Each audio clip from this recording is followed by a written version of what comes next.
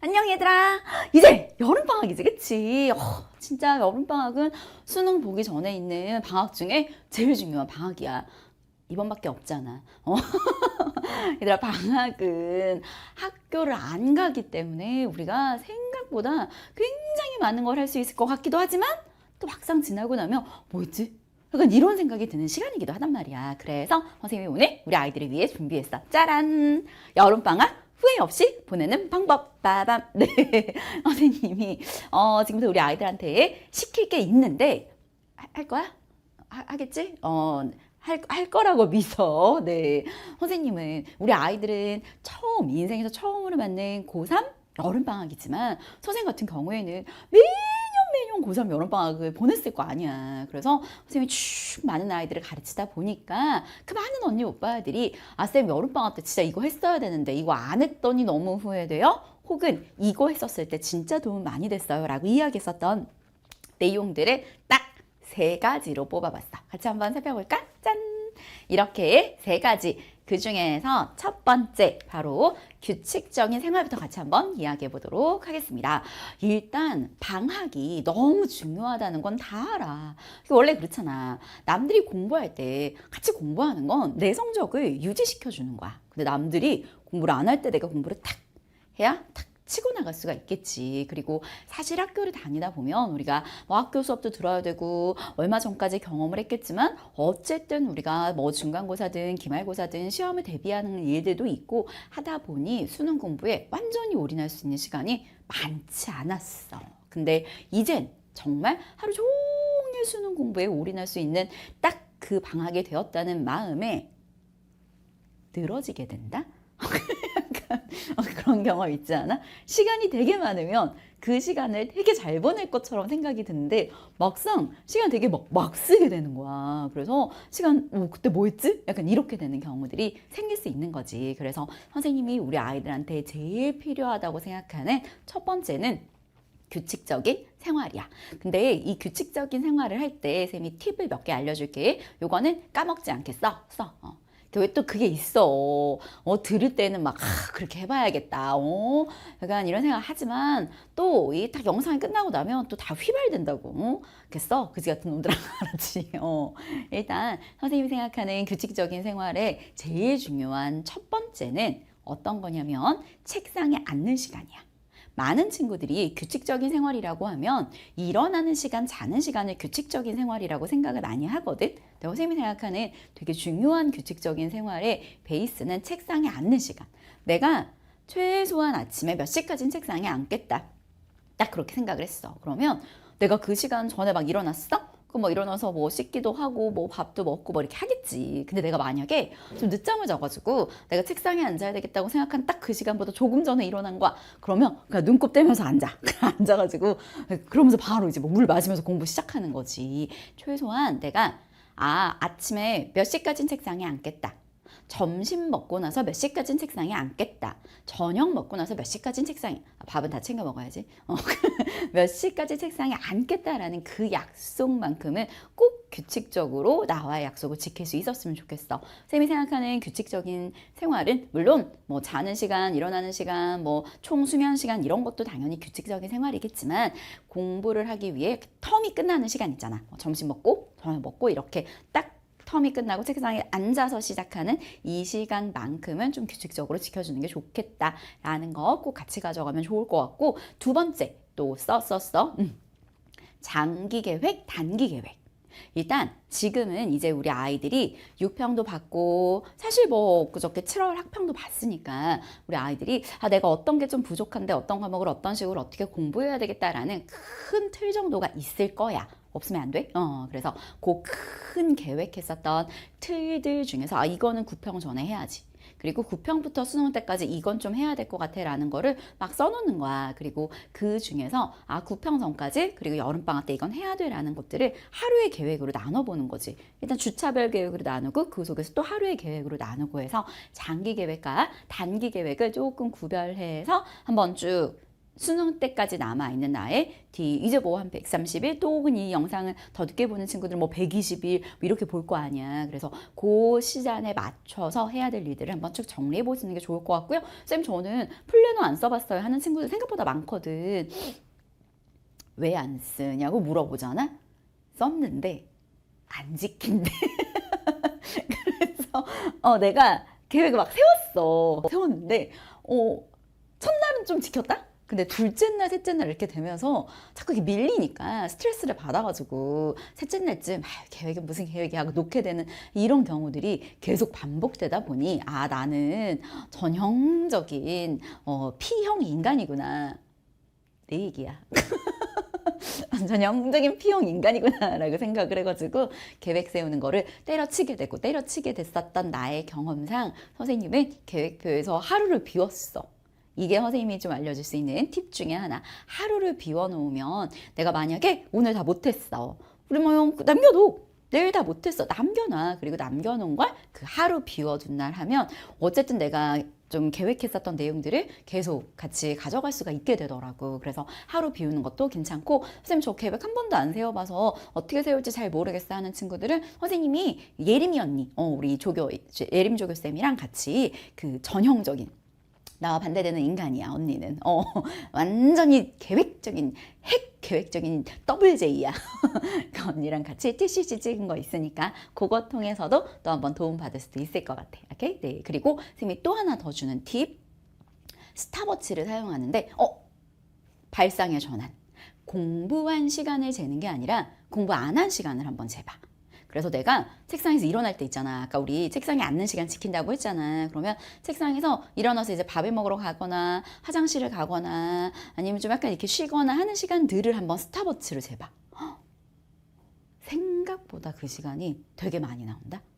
매일매일 그 시간을 잴 필요는 없지만 나 왜 내가 생각한 것보다 공부를 많이 못했지? 라는 생각이 들면 나는 그냥 책상에 앉아서 맨 마지막에 일어난 시간 전체를 내 순공 시간이라고 오해하는 경우들이 있는데 생각보다 중간중간에 비는 경우들이 많아. 그래서 공부 안 한 시간을 스탑워치로 한번 재보는 거. 그래서 책상에 앉아서 있다가 일어나는 순간 딱 스탑워치를 누르고, 물론 다시 또 책상에 앉으면 다시 그걸 꺼놓는 거지. 그렇게 해서 공부를 안 한 시간을 재보는 거, 그것도 선생님이 우리 아이들한테 추천하는 거. 자, 그러면 규칙적인 생활과 관련해서 선생님 우리 아이들한테 해준 이야기는 1번 책상에 앉는 시간 나와의 약속 지키기, 2번 계획표를 세워보는데 단기 계획으로 그 계획을 다 못하겠어. 그러면 하루를 비워놓는 거, 그것도 괜찮다라는 거. 세 번째, 공부 안 한 시간 재보기. 그리고 마지막은 이건 뭐 사실 규칙적인 생활이라기보다는 지금부터 남아있는 시간을 효율적으로 보내기 위해서는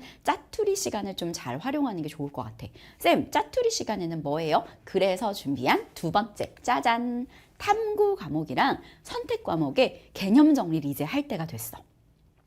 쌤, 저 했는데요? 아유, 했겠지. 우리 애기들이 다 했을 거야. 겨울방학 때도 했을 거고 1학기 때도 수업을 들으면서 했던 친구들이 있었을 거고. 근데 있잖아, 여름방학 때부터 되게 많은 친구들이 막 파이널을 시작해. 벌써 마지막 파이널 정리 막 이렇게 시작을 하는데, 내가 생각했을 때 내가 좀 개념이 부족해? 내가 알아? 근데 옆에 있는 파이널 하는데 나 혼자 개념을 하면 내가 되게 뒤처지는 인간 같아가지고 불안한데? 하고 옆에 있는 친구들이 하는 거를 똑같이 쌓아놓고 똑같이 파이널을 막 풀어 제끼는데 점수는 계속 똑같이 안 나와.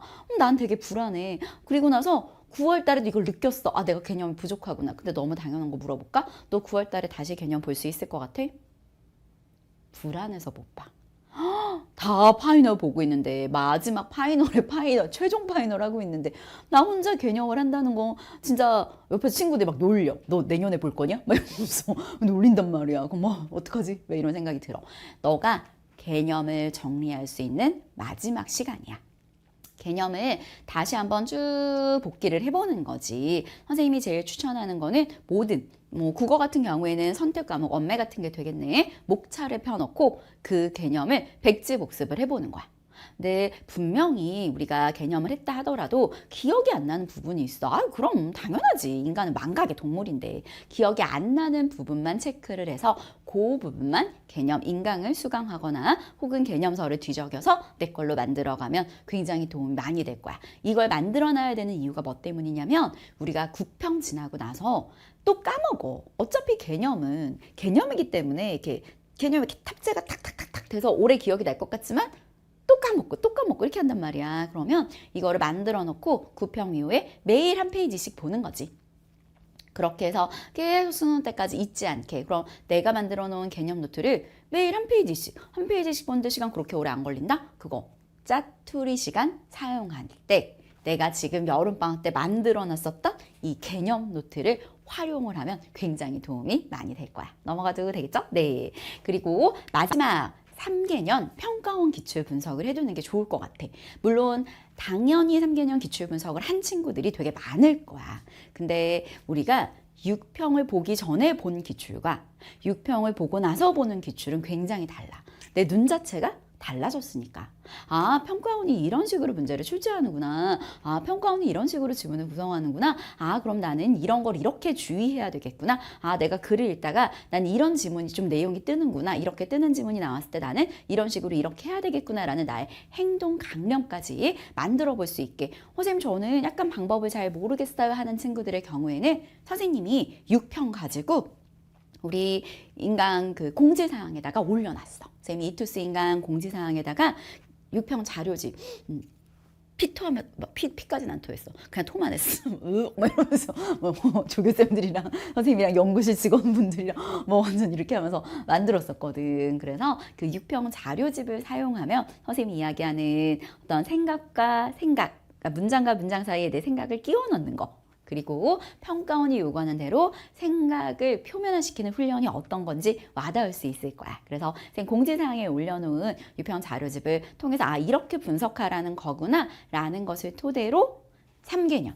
뭐 이거는 국어뿐만 아니라 수학도 영어도 탐구도 다 마찬가지겠죠. 네, 이렇게 해서 기출을 분석해 놓아서 아, 진짜 이건 가져가야 되겠다라는 내용을 만드는 거지. 언제? 수능 시험장에 가져갈 나만의 노트. 네, 이런 시간을 보내면 우리 아이들이 여름방학을 정말 바쁘게 알차게 잘 보낼 수 있을 거야. 그리고 선생님이 우리 아이들한테 뭘 해주는 게 좋을까 되게 고민을 많이 했거든. 진짜 늘 고민해. 선생님은 우리 아이들이 진짜 잘 됐으면 좋겠어. 선생님의 늘 이야기하잖아. 선생님의 가장 큰 목표는 너가 올해 수능이 딱 끝났을 때 아, 진짜 올 1년 열심히 보냈다.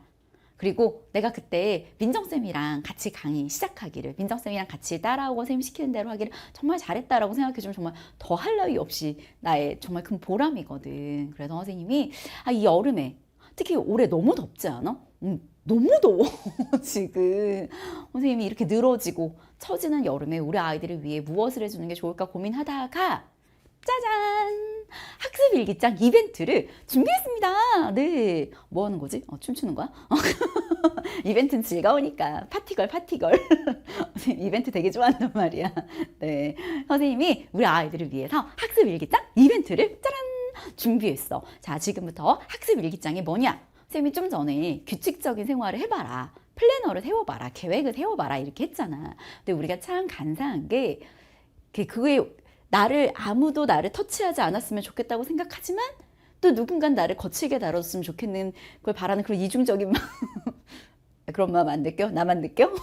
그런 게 있잖아. 그래서 선생님이 우리 아이들을 조금 거칠게 다뤄보려고 네, 학습 일기장은 현강 친구들은 선생님이 플래너 검사를 하거든. 내가 맨날 얘기해. 국어만 잘해서 어떻게 대학을 가겠니 얘들아. 수학도 영어도 탐구도 다 해야 돼. 잔소리 엄청 많이 하거든. 그래서 인강에도 그걸 조금 확장시켜서 인강 친구들이 자기 방학 한 달 동안 기간은 7월 18일부터 8월 14일 이 기간 동안 우리 아이들이 자기 플래너를 매일매일 올리는 거야. 그러면 정혜진 선생님이 벌써 이 학습일기장 게시판 조교쌤들을 구했지. 내 제자 중에서 플래너를 가장 꼼꼼하게 잘 썼던 조교들, 쌤 제자, 또 나의 애제자들을 내가 이미 다 뽑아놨어. 그래서 그 조교쌤이 다 자기 담당 조교쌤이 생길 거야. 그래서 그 담당 조교쌤이 너희들의 플래너로 검사할 텐데 그냥 받아주면 처음에 막 너무 많이 하겠다고 해놓고서 또 막 빠지고 막 이렇게 되는, 난 그런 게 딱 질색이거든. 정말로 열심히 할 아이들만 챙겨가고 싶어. 그래서 선착순 100명이고요. 신청 기간은 오늘부터, 지금 여러분이 이 영상을 보면 바로 이 시점, 오늘부터 7월 14일까지 신청할 수 있습니다. 네, 당첨자 공지는 7월 15일 날 될 거고요. 대신에 신청 조건이 있어. 내 새끼. 선생님, 아이. 네, 두 강좌 이상 수강하고 수강률 15% 이상 들은 친구들이, 네, 저기 이렇게 신청 방법 쓰여 있지. 오, 선생님이 이거 공지사항에도 올려줄 거거든. 그렇게 해서 요 내용들대로, 네, 이렇게 해서 신청해서 넣어주시면 될 것 같고요. 그리고 자기가, 선생님 저는 사실 어차피 우리가 문이과 공통 수능이긴 하지만 그럼에도 불구하고 어쨌든 간에 약간 선생님 저는 이과 조교쌤 맡아줬으면 좋겠어 하는 친구들 있잖아요. 그런 친구들은 요 신청할 때 저는 이과 조교쌤을 꼭 맡아주셨으면 좋겠어요 라고 써놓으면 선생님이 이과 조교쌤으로 배정을 할게. 오케이? 네. 혹은 선생님 저는 이런 조교쌤이 저 담당해 주셨으면 좋겠어요 라고 자기가 원하는 조교쌤의 성향, 이름 말고 얼굴 말고 선생님 저는 좀 약간 잘 안 했을 때 진짜 잘 안 했다고 혼내주는 막 그런 조교쌤이었으면 좋겠어요. 막 이런 자기가 원하는 조교쌤의 상을 여기다가 써놓으면, 뭐 이과 조교쌤이었으면 좋겠어요. 아니면 선생님 저는 좀 약간 안 했을 때 따끔하게 혼내는 조교쌤이었으면 좋겠어요. 선생님 저는 당근 조교쌤이었으면 좋겠어요. 라는 것들을 쓰면 선생님이 그거에 맞게 조교쌤을 배정해서 알려드리도록 할게요. 네, 여름방학 어떻게 잘 보낼 수 있겠어? 그치. 사실 딱 그 짧은 시간, 어떻게 생각하면 굉장히 짧기도 하고 또 어떻게 생각하면 굉장히 길기도 한 이 시간을 우리 아이들이 알차게 잘 보낼 수 있었으면 좋겠습니다. 그리고 저도 여러분의 그 길에 함께하는 거 알지 얘들아? 우리는 강의에서 볼게. 그리고 이 내용은 선생님이 조금 전에도 이야기했지만 공지사항에도 올려놨으니까 혹시 뭐 내용들 잘 모르겠는 친구들은 공지사항 확인해 보면, 네, 이렇게 하는 거구나 라고 이거에 맞게, 네, 작성을 해서 선착순 100명 빨리 도전하세요.